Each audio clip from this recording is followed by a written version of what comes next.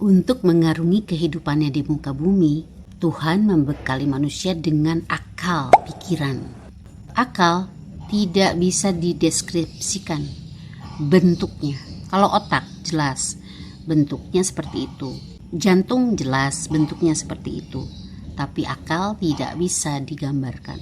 Saya juga tidak bisa bilang bahwa akal itu bentuknya seperti lampu. Karena bisa menjadi misinformation. Ada pendapat-pendapat yang mengatakan bahwa letak akal bukan berada di pikiran, tetapi di jantung atau di kolbu kita. Kita tidak perlu mempersoalkan di mana letaknya. Yang kita lihat adalah fungsinya, bahwa akal itu memang selalu mengiringi kehidupan manusia, bekerja terus bersama, berkoordinasi dengan pikiran sadar dan pikiran bawah sadar. Disebutkan bahwa akal adalah sebagai jembatan antara tubuh jiwa dengan tubuh fisik manusia. Apa-apa yang dilakukan oleh manusia berasal dari jiwanya. Ketika manusia ingin melakukan sesuatu, berpikir untuk melakukan sesuatu, maka akal kemudian langsung merespon dan membuat tubuh fisik kita mengeksekusi apa yang dipikirkan atau diolah di dalam jiwa. Akal juga menjadi pembeda antara manusia dengan makhluk lainnya. Dia tahu membedakan mana yang benar, mana yang salah. Dengan akal, manusia bisa berpikir, bisa mengembangkan pemikirannya, bisa berkeputusan dengan lebih baik, bisa memutuskan hal yang baik buat kehidupannya, sehingga manusia bisa menyelenggarakan kehidupannya di dunia ini dengan baik. Masalahnya, kalau ilmu-ilmunya banyak yang negatif, artinya bersumber pada nafsu, maka bisa menguasai jiwa kita. Akal bisa kalah oleh nafsu yang besar. Itu sebabnya ada orang yang tidak bisa berubah.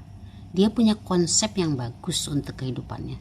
Dia tahu cara berhenti merokok. Dia tahu cara membagi waktu. Tetapi dia tidak bisa melakukannya karena nafsunya yang besar sudah menjadi candu. Maka dia sudah berada di dalam zona nyamannya. Ketika dia memilih hal yang benar tersebut, otomatis dia harus keluar dari zona nyamannya. Itu yang sulit dilakukan oleh orang-orang yang sudah dikuasai oleh nafsu. Di balik akal ada seperangkat alat penunjang yang sangat canggih, yaitu otak dan jantung. Ada di dalam tubuh fisik, ada juga di dalam jiwa. Kinerja mereka di tubuh fisik keren, kinerja mereka di jiwa juga keren. Di dalam tubuh fisik, otak terbagi menjadi dua bagian kanan dan bagian kiri yang memiliki fungsi-fungsi tertentu. Dia juga memegang peran utama sebagai sistem saraf pusat dengan semua perangkatnya, termasuk sumsum tulang belakang yang bertugas untuk mengendalikan pikiran, perasaan, koordinasi tubuh, motorik, dan semua pergerakan yang dilakukan oleh manusia.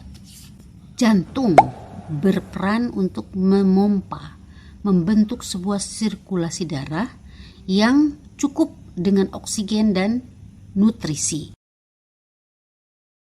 Di dalam jiwa, otak disebut juga dengan pikiran dan jantung disebut dengan perasaan. Kenapa jantung disebut perasaan?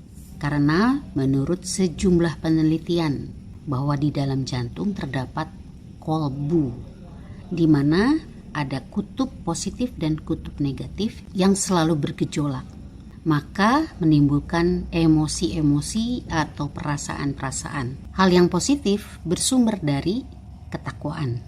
Hal yang negatif bersumber dari nafsu.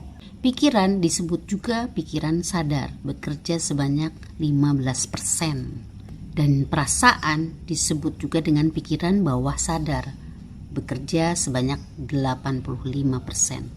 Kenapa jantung atau perasaan disebut juga dengan pikiran bawah sadar? Menurut penelitian disebutkan bahwa di dalam jantung kita terdapat elemen-elemen otak Di dalam otak terdapat kontrol terhadap emosi atau perasaan. Maka karena di otak dan di jantung sama-sama memiliki kontrol terhadap perasaan, memiliki kontrol terhadap pikiran, maka kedua organ ini saling berkaitan di dalam berpikir dan berperasaan. Maka manusia yang sudah dibekali seperangkat alat atau persenjataan untuk mengarungi kehidupan ini harus tahu apa saja pekerjaan atau kinerja dari perangkat ini, supaya kita bisa menggunakannya dengan maksimal.